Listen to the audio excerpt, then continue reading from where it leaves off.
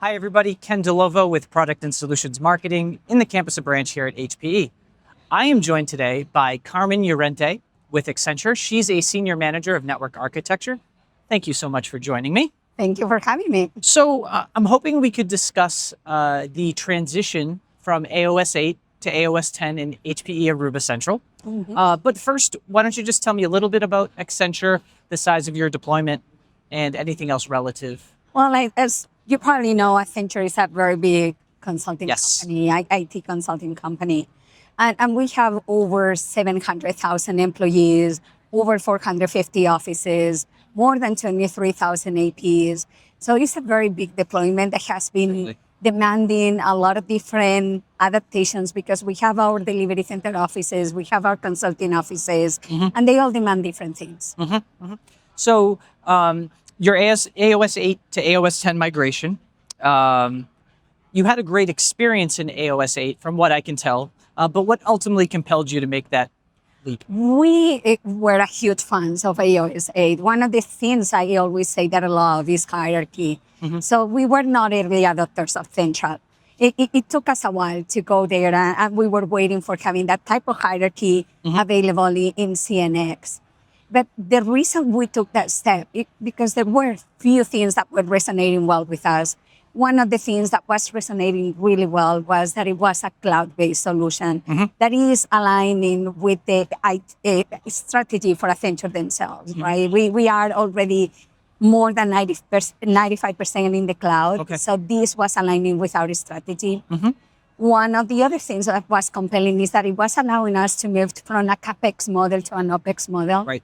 And also the fact that Central allows to have different type of environments, gateway-based and environments in bridge mode where you don't have the gateways, was also allowing us in some offices to reduce the hardware footprint and look for more a sustainability type of approach. So all those things together were very important things. Other factors were the fact that it allowed us to grow our scale. That was one of the limitations we were having with AOS8. When we were growing and we were past a certain point, we always needed to go and deploy additional airwave appliances, additional mobility conductors. And it was cumbersome to do that because we have to realign and reshift all the locations that were going to be under this new infrastructure. With Central, we can have that horizontal growth, that pay-as-you-grow model that again resonates well with our own strategy.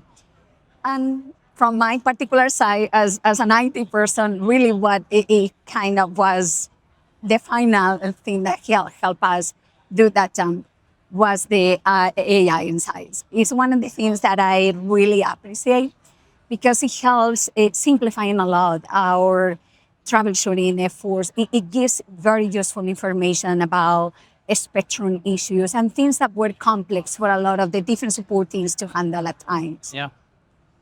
Wow, you really nailed all of them. So just to summarize, right? So you said moving from a CapEx to an OpEx model, aligning to the cloud, sustainability with a smaller carbon footprint, and AI insights. That's great.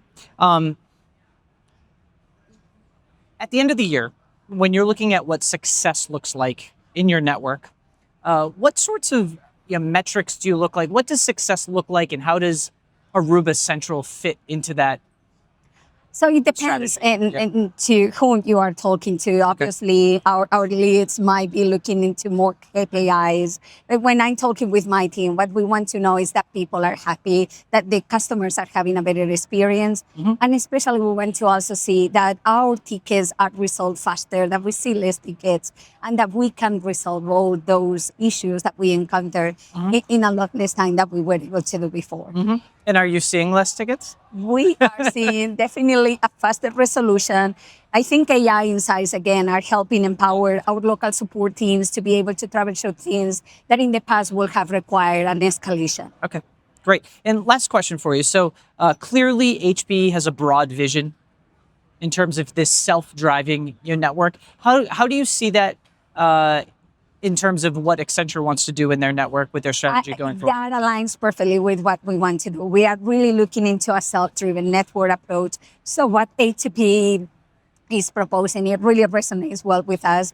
We are really on board on that journey, and we just want to see how we can make our networks a little bit more self-driven, like you Great. guys are proposing. Great. Well, I'm really appreciative. Thank you so much for taking the time. That's all we have for today. Thank you so much.